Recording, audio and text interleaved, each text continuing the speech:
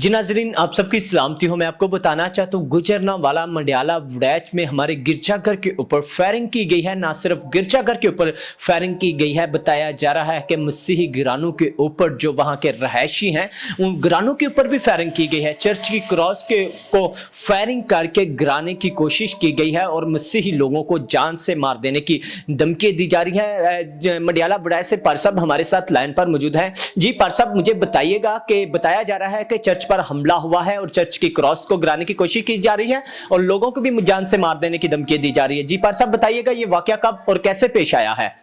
खाना बनाया गया है लोगों को मार जीटी रोड पर, और यहाँ पर थोड़ी देर क्याम करने के बाद हम थाना राह वाली कैंट जाएंगे पुरअमन एहतजाज करते हुए, ताकि FIR काटी जा सके। आप सब हमें दुआ में याद रखें। पुलिस आ गई है, उनसे बात करते हैं, पूछते हैं वो क्या कहते हैं। नहीं चलेगी।